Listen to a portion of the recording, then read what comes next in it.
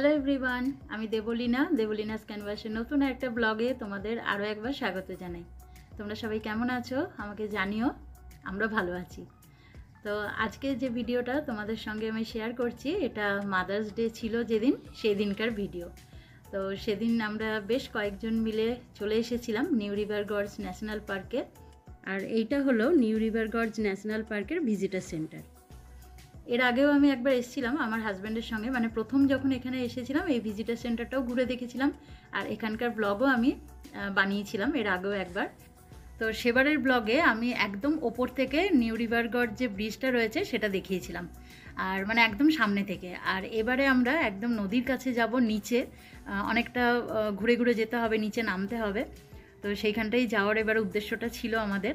আর আমাদের এই ভিজিটার সেন্টারটা আরও একবার ঘুরে নিলাম, আমার হাজব্যান্ড আর আমি এসেছিলাম এখানটায়, কারণ আমাদের ঠিক ছিল যে সবাই একসঙ্গে এখানেই মিট করে একসঙ্গে নিচে নামবো গাড়ি নিয়ে। তো আমাদের 3টে গাড়ি এসেছিলো টোটাল, তো 2টো গাড়ি আগেই এসে গেছে, একটা গাড়ি তখনও আসেনি বলে সেই জন্য আমরা একটু সময় পেয়েছিলাম, তাই আবার চলে এসেছিলাম এই ভিজিটার সেন্টারটা দেখব বলে। এই যে এখানে সব কিছু লেখা আছে দেখো, আর এখান থেকেও একটা খুব সুন্দর ভিউ আসে, ওপর থেকেও দেখতে বেশ ভালো লাগে, একদম নদীটাও দেখা যায়।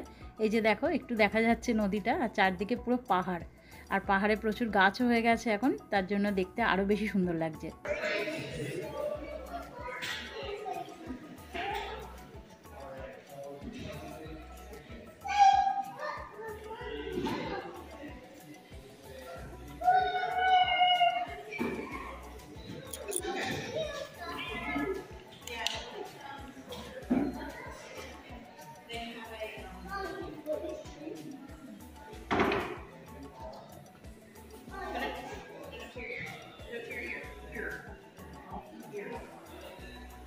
আর এইটা দেখো কি সুন্দর তৈরি করা হয়েছে।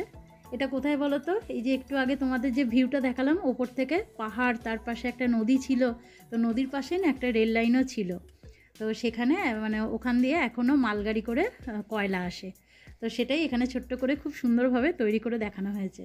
আর এইটা হলো একটা কয়লা খনির মতোই তৈরি করা হয়েছে। এখানে শ্রমিকেরা কিভাবে খনির মধ্যে ঢুকতেন, কিভাবে কয়লা বের করে আনতেন, সেটাও খুব সুন্দরভাবে এখানে দেখানো হয়েছে।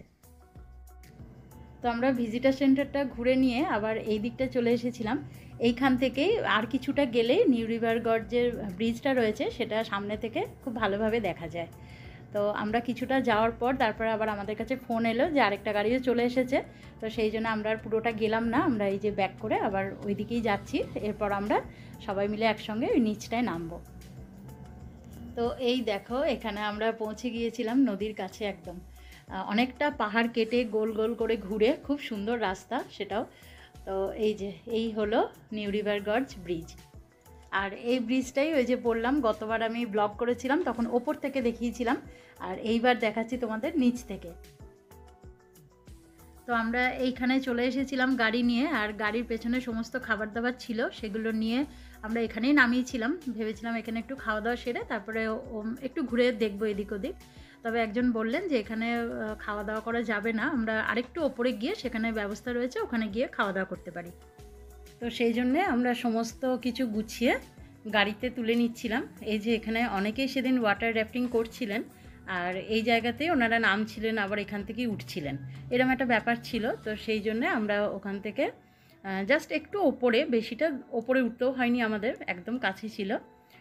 তো ওই জায়গাতে গিয়ে এই যে এইখানে আমরা চলে এসেছিলাম। এখানে একটা বেঞ্চ ছিল, একটা টেবিলও ছিল, তাই আমাদের খাবারগুলো রাখতেও বেশ সুবিধা হয়েছে। তো এখানেই আমরা খাওয়া দাওয়া সেরে নিয়েছিলাম।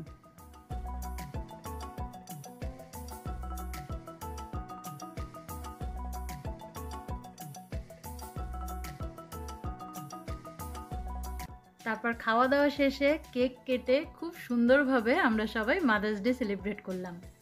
তো সেদিনটা আমরা খুব মজা করেছিলাম, খুব আনন্দ করেছিলাম, আর খুব সুন্দরভাবে আমরা ঘুরেও ছিলাম। আর এই জায়গাটা সত্যি করে প্রথমবারই আমাদের আসা হয়েছিল। এর আগে ওই যে বললাম ওপরটাই ঘুরে চলে এসেছিলাম, তো নিচেটা কোনো দিনই আসা হয়নি। তো সেদিনকে প্রথমবার গিয়ে আমাদের খুব ভালো লেগেছিল।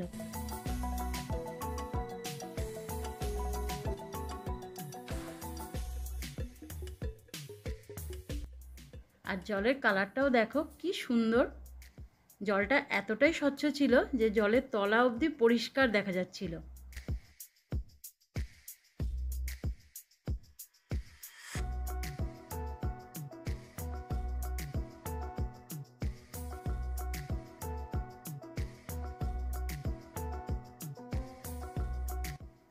আরেকজনকে দেখো মহানন্দে কি সুন্দর একা একা জলে সাঁতার কাটছে।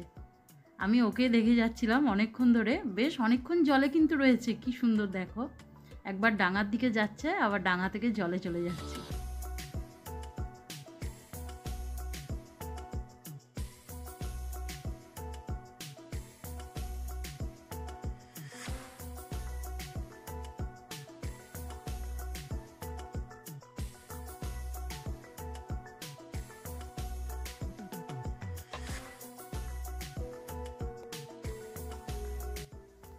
তো ওইখান থেকে তারপরে আমরা চলে এসেছিলাম এই জায়গাটায়, আর এইখানে ছিল বড় বড় বোল্ডার দেখো।